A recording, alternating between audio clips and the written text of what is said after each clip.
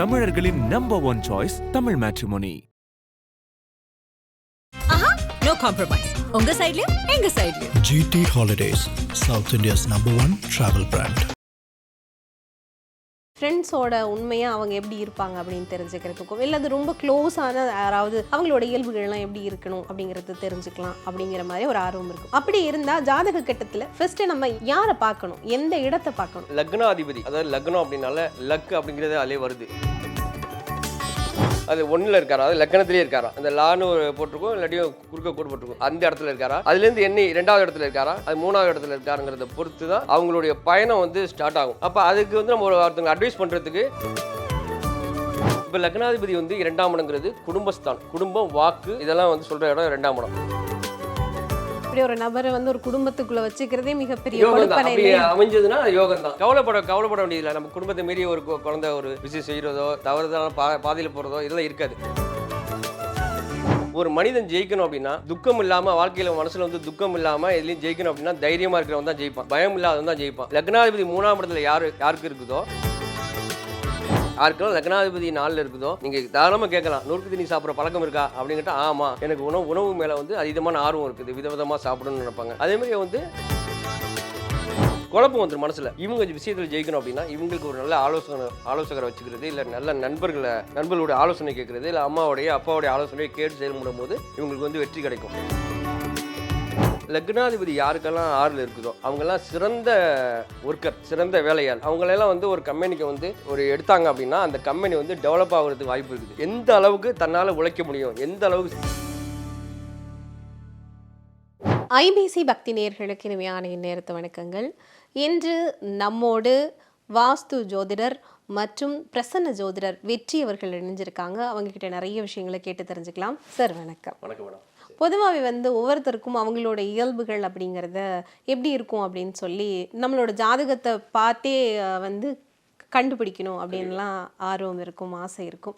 இப்போ நம்ம இல்லைன்னா நம்ம ஃப்ரெண்ட்ஸோட உண்மையாக அவங்க எப்படி இருப்பாங்க அப்படின்னு தெரிஞ்சுக்கிறதுக்கும் இல்லை அது ரொம்ப க்ளோஸான யாராவது அவங்களோட இயல்புகள்லாம் எப்படி இருக்கணும் அப்படிங்கிறது தெரிஞ்சுக்கலாம் அப்படிங்கிற மாதிரி ஒரு ஆர்வம் இருக்கும். அப்படி இருந்தால் ஜாதக கட்டத்தில் ஃபர்ஸ்ட்டு நம்ம யாரை பார்க்கணும், எந்த இடத்தை பார்க்கணும், எப்படி சார் அதை பற்றி சொல்லுங்கள். கண்டிப்பாக. பொதுவாக மேடம் லக்னாதிபதி, அதாவது லக்னம் அப்படின்னால லக் அப்படிங்கிறது அதிலே வருது. லக்னாதிபதி தான் சரியாக இருந்தது அப்படின்னா அந்த ஜாதகர் வந்து நிச்சயமாக நல்ல ஒரு நிலையை நோக்கி பயணிப்பார்.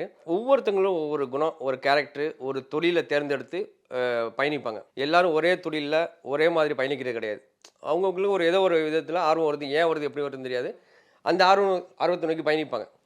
இப்போ உதாரணத்துக்கு ஒரு பையன் இருக்கார், அவர் எப்படின்னா வெளிநாடு போகிறாரு அப்படின்னா வெளிநாடு போய் ஒரு 4 வாட்டி 5 வாட்டி போயும் உடனே வந்து ஊர் திரும்பிடுறாரு, அங்கே இருக்கிறது இல்லை.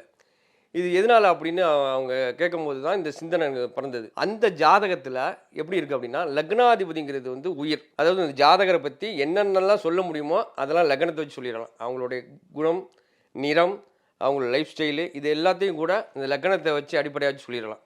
இந்த லக்னாதிபதி எங்கே இருக்கிறாரு, எப்படி இருக்கிறாரு, அவர் யார் கூட சேர்ந்துருக்கிறாரு, அதை வச்சு நிறைய விஷயங்களை சொல்ல முடியும். இப்போ நம்ம சிம்பிளாக சொல்லணும்னா, இப்போ நான் சொல்கிற அந்த நபருக்கு வந்து எப்படி இருக்குது ஜாதகம் அப்படின்னா, அவருடைய லக்ன அதிபதி வந்து 5ஆம் இடங்கிற பூர்வ புண்ணியஸ்தானத்தில் இருக்குது. இப்போ பூர்வ புண்ணியஸ்தானங்கிறது பூர்வீகத்தை மையமாக வச்சு சொல்கிற இடம். அறிவு, ஆசை, இந்த பூர்வீகத்தை பற்றி, பூர்வீக சொத்தை பற்றி, குழந்தையை பற்றி, ஆள் மனசை பற்றி, தியான யோகாவை பற்றி எல்லாம் சொல்கிற இடம் வந்து 5ஆம் இடம். அப்போ அந்த ஜாதகருக்கு லக்னாதிபதி 5ல் இருக்குது. அப்போ 5ல் இருக்கிறதுனால என்னன்னா, அவர் எங்கே போனாலும் பூர்வீகமான சொந்த ஊரில் இருக்கணும்னு தான் அவருடைய ஆசை.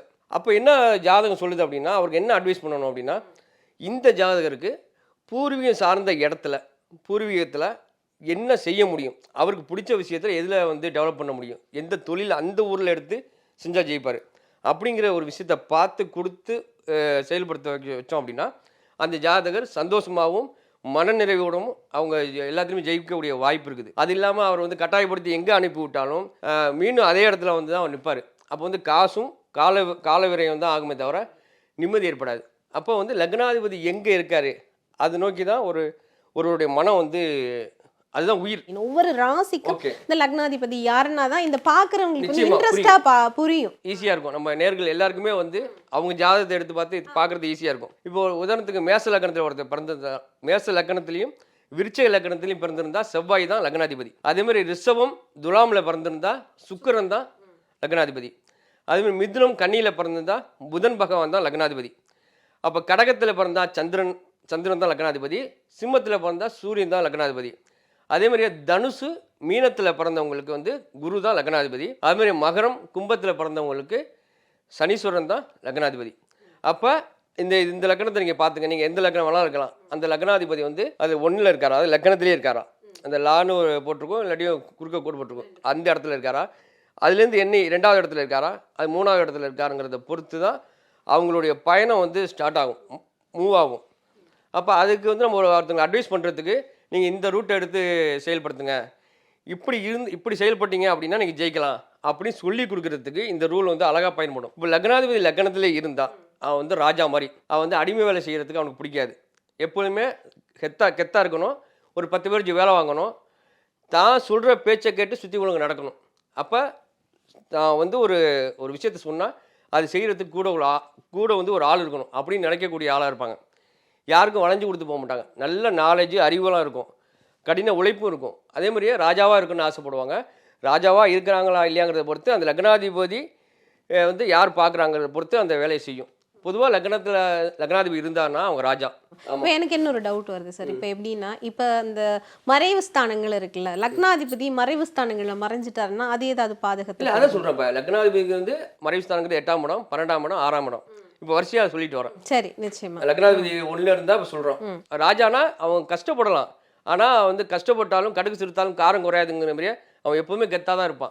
அன்பாக சொன்னால் மட்டும்தான் அவங்க கேட்பாங்க. அதிகாரம் பண்ணாலும் அட்வைஸ் பண்ணாலும் கட்டாயம் கேட்க மாட்டாங்க. அவங்களுக்கு வந்து அதிகமாக கோபம் வரும், முன்கோபம் அதிகமாக இருக்கும். அது எதனால் அப்படின்னா அவங்கள சரியாக புரிஞ்சிக்காமல் பேசும்போது தான் அந்த முன்கோபம் வரும். மற்றபடி அவங்கள புரிஞ்சு அவங்கள நல்லா சப்போர்ட் பண்ணிட்டாங்க அப்படின்னா அவங்க கூட உள்ள 100 பேருக்கு கூட சாப்பாடு போட்டு வாழ வைக்கணுங்கிற எண்ணம் அவங்களுக்கு எப்போதுமே இருக்கும். அந்தளவுக்கு அவங்க வளர்ச்சி அடைகிறதுக்கும் ஒரு வாய்ப்பு வந்து இறைவன் ஒரு நாள் இல்லாட்டி ஒரு நாள் கொடுப்பார். இவங்களோட தொழில் அப்படிங்கிறதெல்லாம் எப்படி இருக்கும்? தொழில் இருந்தால் சுய தொழில் பண்ணணும். இவங்க வந்து யாருக்கும் அடிமையாக இருக்கும், சுய தொழில் பண்ணணும். இல்லாட்டியும் வந்து ஒரு அதிகாரமான ஒரு பதவியில், அரசாங்க பதவியிலையோ கவர்மெண்ட் வேலையிலையோ ஏதோ ஒரு இடத்துல இருக்கணும்னு ஆசைப்படுவாங்க. அப்படி இருந்தால் இவங்களுக்கு யோகம். இல்லாட்டி சுயமாக பண்ணுறது தான் இவங்களுக்கு யோகம். ஒருத்தவங்ககிட்ட போய் வேலை செஞ்சு ஆகுறது வந்து அது அவங்களுக்கு வந்து நிறைய மன அழுத்தத்தையும் நிம்மதி இழப்பையும் கொடுக்கறது வாய்ப்பு இருக்குது.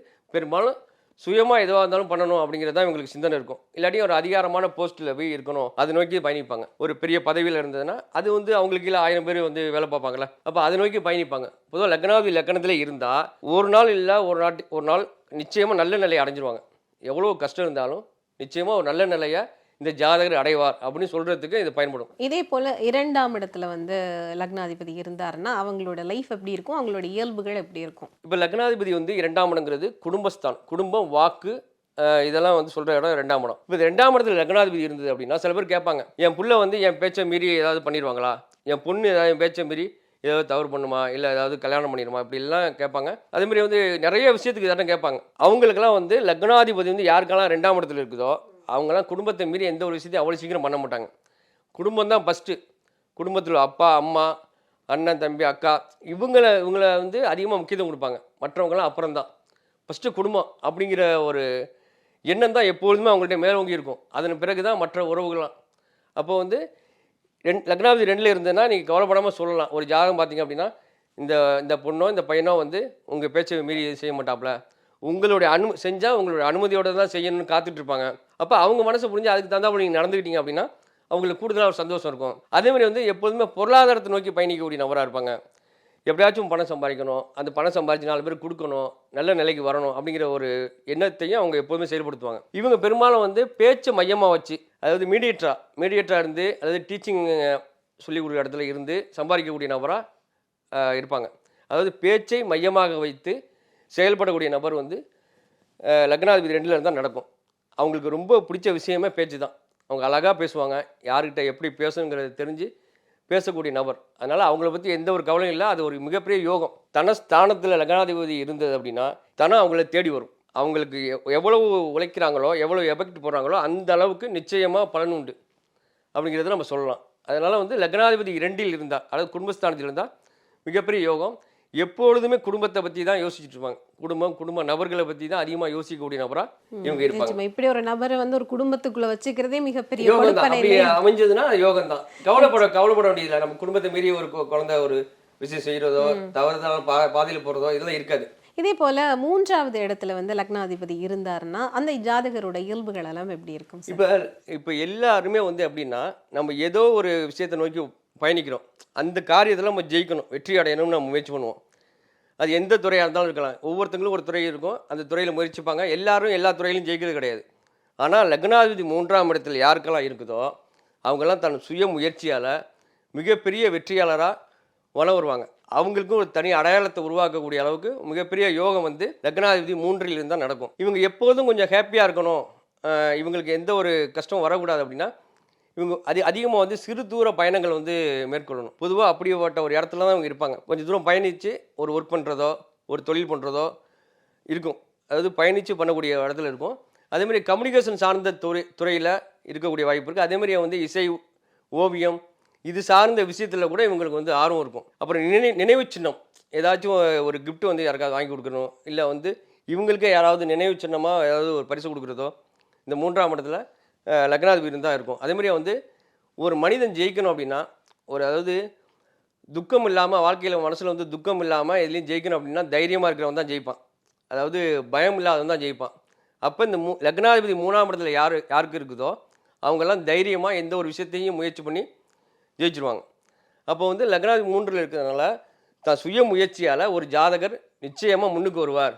அவரை பற்றி நீங்கள் கவலைப்பட வேண்டியதில்லை, அவர் தைரியவான், அவர் செய்கிறது எதுவாலும் ஜெயிக்கும். அதேமாதிரி போலீஸ், இராணுவம் இது சார்ந்த விஷயத்தில் கூட சிலருக்கு வந்து ஆர்வம் இருக்கும்.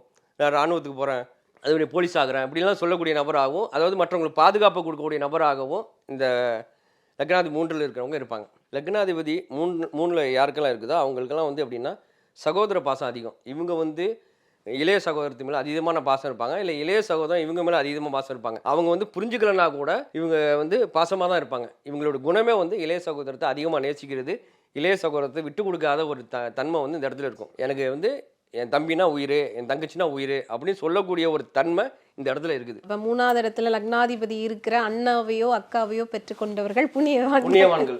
அவங்களால எப்போதுமே நன்மை தான் நடக்குமே தவிர தீமை நடக்காது. இப்போ அதே போல் நம்ம 4வது இடத்துல வந்து லக்னாதிபதி இருந்தால் என்ன மாதிரியான இயல்புகள் இருக்கும், அவங்க என்ன மாதிரியான வாழ்க்கையை வந்து வாழுவாங்க? இப்போ லக்னாதிபதி 4ஆம் இடங்கிறது வந்து பொதுவாக சுகஸ்தானம், அது ஒரு கல்வி ஸ்தானம், சுகஸ்தானம். அது வந்து டிரான்ஸ்போர்ட்டை பற்றி சொல்கிறது, உணவு பற்றி சொல்கிறது, தாயை பற்றி சொல்கிறது, இது எல்லாமே வந்து 4ஆம் இடம் தான். இப்போ வந்து லக்னாதிபதி யாருக்கெல்லாம் வந்து 4ஆம் இடத்துல இருக்குதோ அவங்கெல்லாம் அம்மா பிள்ளைன்னு சொல்லலாம். அம்மாவுக்கு ரொம்ப முக்கியத்துவம் கொடுப்பாங்க, தாய் பாசம் அதிகம். தாய் மூலம் அவங்களுக்கும் ஒரு நல்ல யோகங்கள் உருவாகக்கூடிய, தாய் மூலம் ஏதாவது சொத்து வரக்கூடிய அமைப்பு, இது சார்ந்த விஷயங்கள் எல்லாம் கூட அவங்களுக்கு நடக்கும். பொதுவாக இவங்க டிரான்ஸ்போர்ட்டு, உணவு சார்ந்தது, லக்ஸுரியான வீடு சார்ந்தது, ஆடம்பரம் சார்ந்த தொழில், இது சார்ந்த துறையில் வந்து இவங்க வந்து எப்போதுமே இருப்பாங்க. நல்ல கல்வியாளர். அவங்க வந்து படித்தாலும் படிக்காட்டியும் நல்ல ஒரு நாலேஜான நபராக இருப்பாங்க. அந்த ஒரு இயற்கையாக ஞானம் சொல்லுவாங்கள்ல, அது வந்து இவங்கள்ட்ட அதிகம். அப்போ வந்து அம்மா சொன்னதை செய்கிறது, அம்மாவுடைய வழிகாட்டுதலும் நடக்கிறது, இல்லை டிரான்ஸ்போர்ட்டு, உணவு சார்ந்தது, இது சார்ந்த துறையில் இவங்க ஜெயிப்பாங்க. அது சார்ந்த சிந்தனைகள் தான் இவங்களுக்கு அதிகம். இப்போ விதவிதமான வாங்கணும்னு நினைக்கிறது, விதவிதமான சாப்பிடணும்னு நினைக்கிறது, அதாவது உணவுக்கு முக்கியத்துவம் கொடுக்குறது, நொறுக்கு தீனி சாப்பிட்ற பழக்கம், இதெல்லாம் இவங்களுக்கு இருக்கும். நீங்கள்லாம் யாருக்கெல்லாம் லக்னாதிபதி 4ல் இருக்குதோ நீங்கள் தாராளமாக கேட்கலாம், நொறுக்கு தீனி சாப்பிட்ற பழக்கம் இருக்கா அப்படின்னுட்டா, ஆமாம் எனக்கு உணவு மேலே வந்து அதீதமான ஆர்வம் இருக்குது, விதவிதமாக சாப்பிடணும்னு நினைப்பாங்க. அதேமாதிரி வந்து சுகவாசி, லக்னாதிபதியோட 4ஆம் இடத்துல பாபகிரகம் இல்லாமல் இருக்கும்போது இன்னும் கூடுதலாக நல்லது. பாபகிரகம் இருந்தால் அதுக்கு தகுந்தாப்புல சில தடைகளை கடந்து தான் சந்தோஷத்தை அடைகிற மாதிரி இருக்கும். ஆரம்பத்தில் கொஞ்சம் கஷ்டம் இருக்கும், அந்த தடைகளை கடந்து பின்வாளைகளில் நிச்சயமாக ஒரு நல்ல யோகத்தை, நல்ல வீடு, நல்ல வாகனம் எல்லாமே உங்களுக்கு வந்து கிடைக்கும். அப்படி யோகம் வந்து லக்னாதிபதி 4ல் உள்ளவங்களுக்கு கிடைக்கும். இப்போ நம்ம வந்து 5வது இடத்துல வந்து லக்னாதிபதி இருந்தார் அப்படின்னா அவங்களோட இயல்புகள், அவங்களுடைய வாழ்க்கை அப்படிங்கிறது எப்படி இருக்கும்? லக்னாதிபதி வந்து 5ஆம் இடங்கிறது பூர்வ புண்ணியஸ்தானம்னு சொல்கிறாங்க. அதுதான் சித்தம், புத்தி, சிந்தனை எல்லாத்தையும் சொல்லக்கூடிய இடம் வந்து 5ஆம் இடம். அப்போ லக்னாதிபதி யாருக்கெல்லாம் 5ல் இருக்குதோ அவங்களாம் வந்து அதீதமான சிந்தனை உடையவர்கள், அதிகமாக யோசிப்பாங்க. இவங்களுடைய நாலேஜ் வந்து மற்றவங்களுக்கெல்லாம் பயன்படும். இவங்க யாருக்கெல்லாம் அட்வைஸ் பண்ணுறாங்களோ அவங்களுக்கெல்லாம் ஒரு நல்ல நிலை கிடைக்கும். ஆனால் தனக்குன்னு ஒரு விஷயத்தை செய்யும்போது சறுக்கிடுவாங்க, அது ஒரு மைனஸ் நடக்கும். என்னன்னு தெரியல, நான் எல்லாருக்கும் சொல்லும்போது நல்லது நடக்குது, எனக்குன்னு செய்யும்போது சறுக்குது அப்படின்னு சொல்லுவாங்க. என்ன காரணம் அப்படின்னா இவங்க அதீதமாக யோசனை உள்ள ஒரு நபர்கள், அதிகமாக யோசிப்பாங்க. அப்போ வந்து என்ன நடக்கும் அப்படின்னா குழப்பம் வந்துடும் மனசில். இவங்க விஷயத்தில் ஜெயிக்கணும் அப்படின்னா இவங்களுக்கு ஒரு நல்ல ஆலோசகரை வச்சுக்கிறது, இல்லை நல்ல நண்பர்களுடைய ஆலோசனை கேட்குறது, இல்லை அம்மாவுடைய அப்பாவுடைய ஆலோசனையை கேட்டு செயல்படும் போது இவங்களுக்கு வந்து வெற்றி கிடைக்கும். இவங்க எப்போதுமே நான் ஃபஸ்ட்டு சொன்னல ஒரு நபர் வந்து வெளிநாட்டு போனார், அடிக்கடி வெளிநாடு போயிட்டு உடனே வந்துடுவார். எத்தனை வாட்டி அனுப்பி விட்டாலும் திரும்பி ஊருக்கு வந்துடுவார். என்ன காரணம் அப்படின்னா லக்னாதிபதி 5ஆம் இடத்துல இருக்கு அவருக்கு. அவருடைய சிந்தனை எப்போதுமே பூர்வீகம். நான் என் சொந்த ஊரில் இருக்கணும், எனக்கு அதுதான் பிடிச்சிருக்குது, வேறு எங்கேயுமே எதையுமே பிடிக்கல அப்படின்னு சொல்லக்கூடிய சொர்க்கமே என்றாலும் சொந்த ஊர் போல வருமா அப்படிங்கிற ஒரு கேரக்டர் வந்து இந்த பர்சனுக்கு வந்து பொருந்தும். எப்போதுமே ஒரு காதல் சிந்தனை, அதே மாதிரி வந்து நிறைய விஷயத்தை கற்றுக்கணும், தெரிஞ்சுக்கணும், நல்ல நாலேஜ், அறிவு இது எல்லாமே இருக்கும். ஆனால் குழப்பங்கள் வந்து அதிகம். அதனால் நல்லா அட்வைஸ் பண்ணக்கூடிய ஒரு ஆளை கூட வச்சு அவங்களோட மாற்றாந்தோட்டத்து மல்லிகையும் மணக்கும் அப்படின்னு சொல்கிற மாதிரியே மற்றவங்க சொல்கிறதுலையும் நல்லது இருக்குங்கிறத புரிஞ்சு மற்றவங்க அட்வைஸையும் கேட்டு இவங்க செயல்படுத்துனாங்க அப்படின்னா நிச்சயமாக இவங்க ஒரு பெரிய வெற்றியாளர் வருவாங்க. இவங்களை பொறுத்த வரைக்கும் இவங்களுக்கு வந்து பூர்வீகத்தில் ஏதாவது ஒரு தொழிலை அவங்களுக்கு பிடிச்ச விஷயத்தை அமைச்சு கொடுக்கும்போது இவங்க வாழ்க்கையில் நல்ல ஒரு நிலையை எட்டக்கூடிய நிலை இருக்கும். அதே மன சந்தோஷத்தில் வாழக்கூடிய ஒரு நிலையும் இருக்கும். இவங்க எப்போதுமே இன்னொரு விஷயம் ஸ்பெஷல் அப்படின்னா குழந்தைகள் மீது அதிகமான பாசம் இருக்கும். இவங்க குழந்தைங்க மேலே பாசம் வைக்கிறத விட குழந்தைகளுக்கு வந்து இவங்களுக்கு ரொம்ப பிடிக்கும். சில பேர் பார்த்தீங்கன்னா என்னமோ தெரியல, குழந்தைங்க மட்டும் நம்மள்ட்ட ரொம்ப அட்டாச்மெண்ட் இருக்காங்க. எங்கே போனாலும் குழந்தைகள் தான் நமக்கு வந்து பிடிக்குது, நம்மளை ரொம்ப பிடிச்சி பழகுறாங்க அப்படின்னு சொல்லுவாங்கள்ல. அதெல்லாம் வந்து யாருக்கெல்லாம் லக்னாதிபதி வந்து 5ஆம் இடத்துல இருக்குதோ அவங்களெல்லாம் குழந்தைகள் நேசமுடையவர்கள். அதே இவங்களும் குழந்தைகளை அதிகமாக வந்து நேசிப்பாங்க. அது குழந்தைகளுக்காக இதை நிறைய செய்யணும், நிறைய பண்ணணும் அப்படிங்கிற ஒரு சிந்தனை எப்பொழுதும் ஓடிக்கிட்டே இருக்கும். சிலர் வந்து குழந்தைகளுக்காகவே வாழ்ந்தவங்களும் இருக்காங்க லக்னாதிபதி 5ல் இருக்கிறவங்க. அப்போ லக்னாதிபதி 5ல் இருக்கிறவங்க பூர்வீகத்தை மையமாக வச்சு வாழக்கூடிய நபர்கள். அதுதான் அவங்களுக்கு வந்து அவங்களுக்கு ஜெயிக்க வைக்கும். நல்ல சிந்தனையாளர், நல்ல புத்தி, சூழ்நிலை எல்லாமே நல்லா சிறப்பாக இருக்கும். சிலர் வந்து இதில் வந்து டெய்லி மந்திரம் ஓதுறவங்கலாம் இருக்காங்க. மந்திரம் சொல்லி அதன் மூலம் நிறைய சக்தி பெற்றவங்களும் இந்த லக்னாதிபதி 5ல் உள்ளவங்க தான். இவங்களுக்கு அந்த சிந்தனையில் வரும். அதேமாதிரி லாட்ரி, ரேஸு இது சார்ந்த சிந்தனையும் இவங்களுக்கு கூடுதலாக இருக்கும். நிச்சயமா. அதாவது லக்னாதிபதி 5ஆம் இடத்துல இருக்கிறவங்களுக்கான இயல்புகள் பார்த்துட்டோம். அடுத்து லக்னாதிபதி 6ல் இருக்காரு அப்படின்னா அவங்களோட இயல்புகள் அல்லது அவங்களுடைய வாழ்க்கை அப்படிங்கிறதெல்லாம் எப்படி அமையும்? லக்னாதிபதி யாருக்கெல்லாம் 6ல் இருக்குதோ அவங்கெல்லாம் சிறந்த ஒர்க்கர், சிறந்த வேலையாள். இப்போ அவங்களெல்லாம் வந்து ஒரு கம்பெனிக்கு வந்து ஒரு எடுத்தாங்க அப்படின்னா அந்த கம்பெனி வந்து டெவலப் ஆகிறதுக்கு வாய்ப்பு இருக்குது. எந்த அளவுக்கு தன்னால் உழைக்க முடியும், எந்த அளவுக்கு சர்வீஸ் பண்ண முடியும் அப்படிங்கிற ஒரு எண்ணத்தோடு எப்பொழுதுமே வேலைன்னு செயல்படக்கூடிய நபராக இருப்பாங்க. இவங்க வந்து டெய்லி ரொட்டீன் ஒர்க்கில் சுறுசுறுப்பாக ஆக்டிவாக இருந்தாங்கன்னா இவங்களுக்கு கடனோ நோயோ எதிரியோ எதுவுமே வராது. ஆனால் ரொட்டீன் ஒர்க்கில் சரியாக செயல்படலை, சோம்பல்தனம் இருக்குது அப்படின்னா இவங்களுக்கு கடனோ நோயோ நிச்சயமாக வரும். அப்போ இவங்க செய்ய வேண்டிய விஷயம் வந்து டெய்லி ரொட்டீன் ஒர்க்கில் வந்து சுறுசுறுப்பாக ஆக்டிவாக இருந்தாங்க அப்படின்னா இவங்க நிச்சயமாக மிகப்பெரிய வெற்றியாளராக வருவாங்க. 6ஆம் இடம் தான் வெற்றி ஸ்தானம். 6ஆம் இடம் தான் கடன், நோய், எதிரி எல்லாத்தையும் சொல்கிற இடம் 6ஆம் இடம். அப்போ யாருக்கு லக்னாதிபதி 6ல் இருக்குதோ அவங்க டெய்லி ரொட்டீன் ஒர்க்கில் சுறுசுறுப்பாக ஆக்டிவாக இருந்தாங்க அப்படின்னா அவங்களுக்கு கடன் கிடையாது, நோய் கிடையாது, எதிரி கிடையாது, எல்லாத்துலேயுமே வெற்றி தான். இந்த ஒரு பாயிண்ட்டை மையமாக வச்சு செயல்பட்டாங்க அப்படின்னா நிச்சயமாக எப்போதும் வெற்றியாளராக இருப்பாங்க, நல்ல வேலையாள். அதே மாதிரி இன்றைக்கி வந்து அவங்க நல்ல ஒர்க்கராக இருப்பாங்க. அவங்க நாளைக்கு வந்து ஒரு 10 பேரை வச்சு வேலை வாங்கக்கூடிய இடத்துல அவங்க வந்துடுவாங்க. இப்போ நம்ம 6ஆம் இடம் பார்த்தோம், லக்னாதிபதி அமர்ந்த இடம். அதே போல வந்து 7வது இடத்துல வந்து லக்னாதிபதி அமர்ந்திருக்கார் அப்படின்னா அந்த ஜாதகருக்கு எப்படியான பலாபலன்கள் இருக்கும், என்ன மாதிரி இயல்புகளோடு இருப்பாங்க? நல்ல விஷயம். என்ன இந்த இடத்துல ஒரு சிறப்பான ஒரு விஷயம், லக்னாதிபதி யாருக்கெல்லாம் 7ல் இருக்குதோ மனைவி சொல்லே மந்திரம் அப்படிங்கிற அந்த வார்த்தை இருக்குல்ல, அது பொருந்தி போகும். ஆணாக இருந்தால் மனைவி பேச்சு கேட்டுன்னு இருப்பாங்க, பெண்ணாக இருந்தால் கணவன் பேச்சு கேட்டுன்னு இருப்பாங்க. எங்கள் வீட்டுக்காரர் சொன்னால் ரைட்டுங்க, என் மனைவி சொன்னால் ரைட்டு, நான் ஒன்றும் சொல்லணும்னு அவசியம் கிடையாது, அவங்க சொல்கிறது தான் அப்படின்னு அவங்க மேலே அதிகமான பற்று பாசம் வந்து இருக்கும். இந்த இடத்துல வந்து அதிகமான அட்டாச்மெண்ட்டாக வாழ்கிறவங்க நிறைய பேரோட ஜாதகத்தில் வந்து லக்னாதிபதி 7ல் இருக்கும். அவங்கன்னா உயிர், அந்தளவுக்கு அவங்க நேசிப்பாங்க. அதே மாதிரி லக்னாதிபதி 7ல் இருக்கும்போது நண்பர்களுக்கும் முக்கியத்துவம் கொடுப்பாங்க. எனக்கு ஒரு நல்ல நண்பர் இருக்கான், நண்பனையும் விட்டு கொடுக்க மாட்டாங்க. அந்த அளவுக்கு வந்து ஒரு நட்பையோ வாழ்க்கை துணையையோ நேசிக்கக்கூடிய பாசம் வைக்கக்கூடிய நபராக இவங்க இருப்பாங்க. அதனால தான் இந்த லக்னாதிபதி யாருக்கெல்லாம் 7ல் இருக்கோ அவங்களெல்லாம் வந்து கலத்திரம், அதாவது மனைவி கணவனை பற்றி அதிகமான சிந்தனை, எப்பொழுதும் அவங்கள பற்றி தான் சிந்திச்சுட்டு இருப்பாங்க. தன்னை பற்றி யோசிக்கிறத விட அவங்கள பற்றி யோசிச்சது தான் அதிகம்னு சொல்லுவாங்க. கேட்டு பார்த்தா சொல்லுவாங்க. அவ்வளோ விசேஷங்கள் இதில் இருக்குது. இதில் வந்து சமூக சேவையும் செய்கிறவங்களும் இருக்காங்க. லக்னாதிபதி யாருக்கெல்லாம் 7ல் இருக்கோ அவங்க சமூக சேவராகவும் லைஃப்பில் வந்து பல பேர் வளம் வர்றாங்க. இது வந்து திருமணம் சார்ந்த விஷயத்துக்கு அற்புதமான ஒரு யோகத்தை கொடுக்கும். இதே போல் நம்ம 7ஆம் இடம் பார்த்துட்டோம். 8ஆம் இடத்துல லக்னாதிபதி இருக்காரு அப்படின்னா அவங்க எப்படியான இயல்புகளோடு இருப்பாங்க? நீங்கள் ஃபஸ்ட்டு ஒரு விஷயம் கேட்டீங்க, லக்னாதிபதி 8ல் மறைஞ்சா மறைவு ஸ்தானத்தில் இருந்தால் என்ன பலன் அப்படின்னு. 8ஆம் இடத்துல வந்து லக்னாதிபதி மறையும் போது எப்படி அப்படின்னா அந்த ஜாதகர் எப்போதுமே ரகசியமாக தான் இருப்பார், ரகசியமானவர். ரகசியமாக இருந்தால் தான் ஜெயிக்கும். ஒரு காரியத்தை நடக்கிற வரைக்கும் அது வெளியில் சொல்லாமல் இருந்தால் அந்த ஜாதகர் ஜெயிப்பார். ஒரு விஷயத்தை சொல்லிக்கிட்டே இருந்தார் அப்படின்னா, உதாரணத்துக்கு ஒரு கார் வாங்க போகிறேன், நான் வாங்க போகிற சொல்லிக்கிட்டே இருந்தாருன்னா அவர் என்றைக்குமே கார் வாங்க முடியாது. அப்போ ஒரு விஷயம் நடக்கிற வரைக்கும் அமைதியாக ரகசியமாக இருந்தார் அப்படின்னா, சைலண்டாக இருந்தாருன்னா அந்த காரியம் நடக்கும். இல்லாட்டி அந்த காரியம் நடக்கிறதுல தடை இருக்கும். பெரும்பாலும் இவங்க ரகசியமாக தான் இருப்பாங்க. இவங்க செயல்பாடு ரகசியமாக தான் இருக்கும். அதே மாதிரி வந்து இந்த பங்கு கொடுத்து பங்கு வாங்குறது, மற்றவங்களுக்கு உதவி செய்கிறது, இது எல்லாமே உங்கள் குணமாக இருக்கும். இவங்களுக்கு ஒன்றுனா ஒரு 10 பேர் வந்து நிற்கிற அளவுக்கு ஒரு 10 பேர் சம்பாரித்து வச்சுருப்பாங்க. அந்த அளவுக்கு ஒரு நல்ல குணமும் இருக்குது. மற்றவங்களுக்கு உதவி செய்கிறது, பங்கு கொடுக்குறது, இந்த தன்மையெல்லாம் கூட இது இருக்கும். இது பக்தியாகவும் இருக்கும் இந்த இடம். இந்த இடம் தான் தாம்பத்திய ஸ்தானம்னு சொல்கிறாங்க. அதிகமாக அதை பற்றிய ஒரு சிந்தனையும் இந்த இடத்துல வந்து கூடுதலாக இருக்கும் அப்படின்னு ஒரு விஷயம் இருக்குது. மொத்தத்தில் வந்து நல்ல தாம்பத்தியம் இருந்தது அப்படின்னா இந்த ஜாதகர் வந்து மிகப்பெரிய வெற்றியாளராக, குறைஞ்சபட்சம் ஒரு 100 பேர்னாலும் இவங்க வாழ வைக்கக்கூடிய இடத்துல ஒரு பெரிய மேனேஜராகவோ, ஒரு பெரிய ஓனராகவோ வரக்கூடிய, ஒரு பெரிய கம்பெனிக்கு ஓனராகவோ வரக்கூடிய அளவுக்கு இவங்க வாழ்க்கை வந்து உயரும். அதாவது பங்கு கொடுத்து பங்கு வாங்குறதுல கரெக்டாக இருந்தால் இந்த இது வந்து பங்காளி ஸ்தானம் அப்படிங்கிற மாதிரியே அற்புதமாக வேலை செய்யும். எதிர்பாராத பணம் வர்றது, இந்த லாட்ரி இது மூலம் பணம் வர்றது, இதே மாதிரி வந்து எல்ஐசி அது மூலம் பணம் வர்றதெல்லாம் யாருக்கெல்லாம் லக்னாதிபதி 8ல் இருக்கோ அது சார்ந்த விஷயங்கள் அவங்க வந்து ஜெயிக்கும்.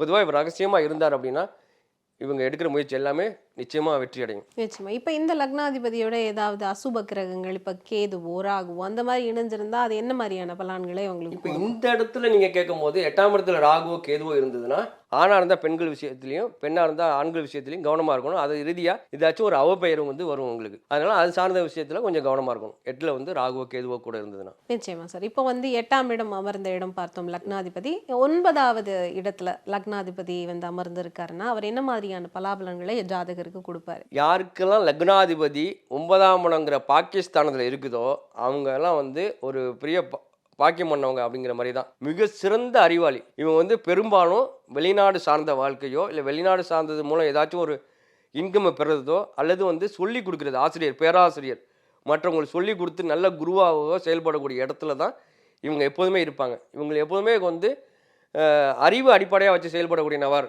அப்படிங்கிறது எடுத்துக்கலாம். அதே மாதிரியே தந்தையை மையமாக வச்சு செயல்படக்கூடிய நபரும் இவங்க தான். அதாவது தந்தை மீது அதிகமான பாசம் உள்ளவங்களாம் இருப்பாங்க. தந்தையை விட்டு கொடுக்க மாட்டாங்க. இவங்கள்ட்ட போய் தந்தையை பற்றி தப்பாக பேசணும் அப்படின்னா அது சண்டை ஆயிரும். அப்போ லக்னாதிபதி யாருக்கெல்லாம் 9 இருக்குதோ அவங்க தந்தை மீது அதிகமான பாசம் உடையவர்கள். அதுமாதிரி தந்தைக்கும் இவங்க மேலே அதிகமான பாசம் இருக்கும். தந்தையால் நிறையா நல்ல விஷயங்கள் நடக்கும்.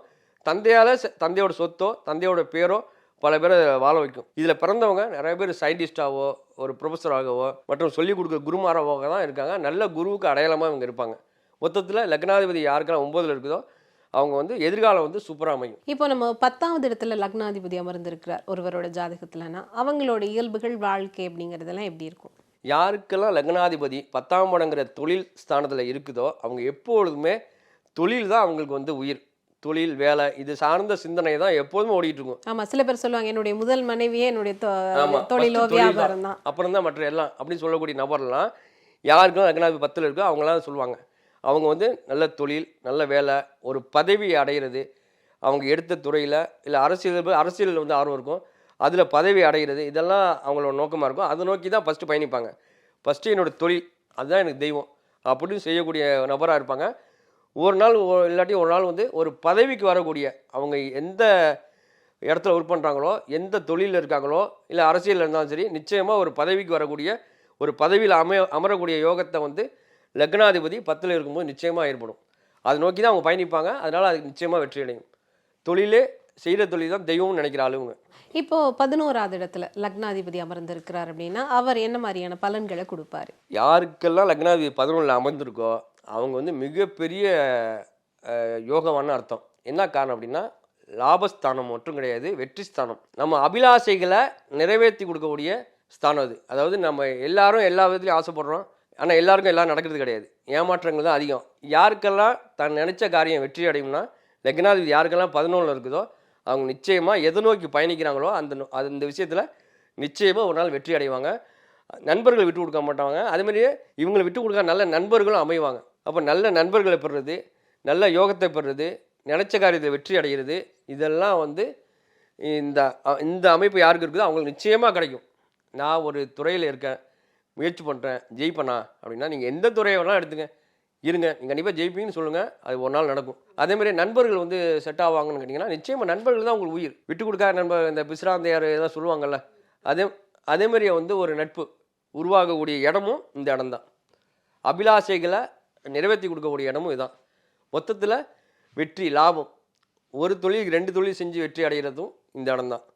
அது வந்து விசேஷம். யாருக்கெல்லாம் இருக்குதோ அவங்களுக்கு மிகப்பெரிய யோகம். 12ஆம் இடத்துல வந்து லக்னாதிபதி இருந்தால் என்ன மாதிரியான பலாபலன்கள் அல்லது என்ன இயல்புகள் வந்து அவங்களுக்கு இருக்கும்? லக்னாதிபதி வந்து 12ல் இருக்குது. அது ஒரு மறைவு ஸ்தானம்னு சொல்லப்பட்டாலும் இந்த மறைவுங்கிறது எப்படின்னா பிறந்த இடத்த விட்டு தூரமாக வெளியூரோ வெளி மாநிலத்திலோ வெளிநாட்டிலேயே போய் வசிக்கிற மாதிரி ஒரு சூழ்நிலை உருவாகும். அது நோக்கி தான் இவங்க பயணிப்பாங்க. நான் வந்து வெளிநாடு போகணும்னு முயற்சி பண்ணிட்டு இருக்கேன், இல்லை வந்து வெளியூர் தூரமான இடத்துக்கு போகணும், ஊரை விட்டு வெளியாகணும், அப்படியெல்லாம் சொல்லக்கூடிய நபர் வந்து லக்னாதிபதி யாருக்கெல்லாம் 12ல் இருக்குதோ அவங்க தான். அவங்க எப்போதுமே வந்து தான் சந்தோஷத்துக்காக கவலைப்படாமல் செலவு பண்ணக்கூடிய நபர். யாருக்கும் எதுக்கும் வந்து இது கேட்க மாட்டாங்க.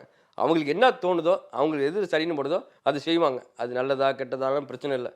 எனக்கு அது சந்தோஷத்தை கொடுக்குது, எனக்கு சந்தோஷமாக இருக்குது, அதனால் நான் அதை செய்கிறேன் அப்படின்னு சொல்லக்கூடிய நபர். இதில் வந்து பெரிய சிலருக்கு வந்து மிகப்பெரிய தொழில் எதிர்காலத்தில் அமையக்கூடிய வாய்ப்பும் இந்த லக்னாதிபதி யாருக்கெல்லாம் 12ல் இருக்குதோ அவங்களுக்கு ஒரு சிறப்பான தொழில் அமையக்கூடிய வாய்ப்பும் இருக்கும். அது வந்து லக்னாதிபதியை வந்து 12ல் வேறு என்ன கிரகம் இருக்குங்கிறத பொறுத்து இது நடக்கும்.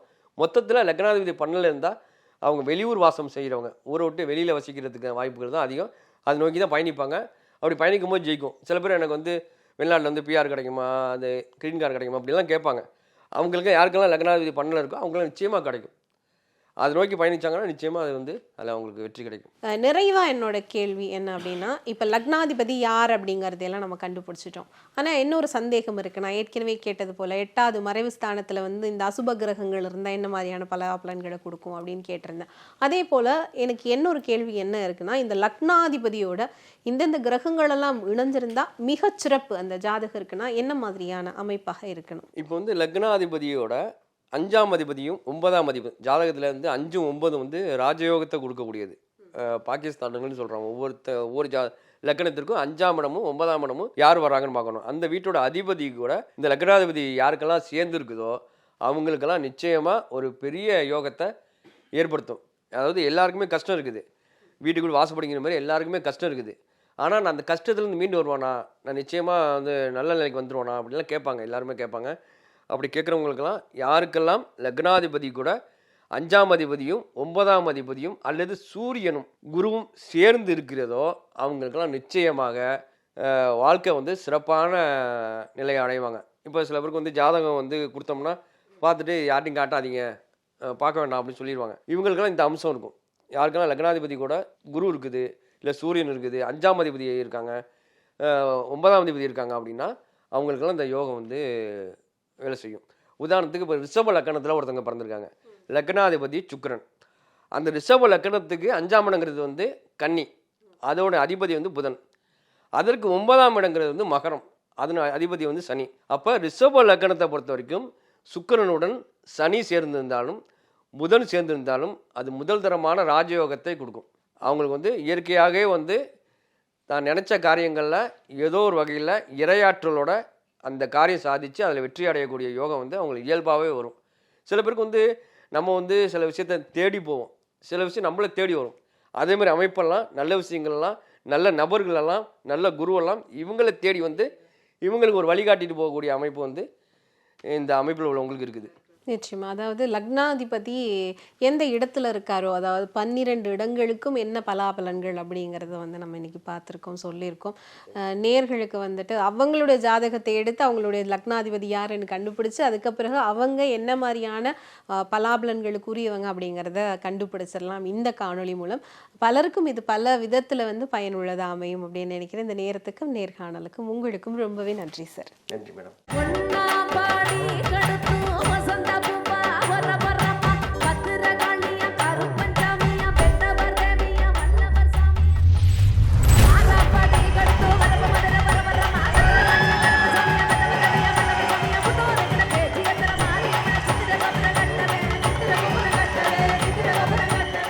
தமிழர்களின் நம்பர் 1 சாய்ஸ் தமிழ் மேட்ரிமோனி.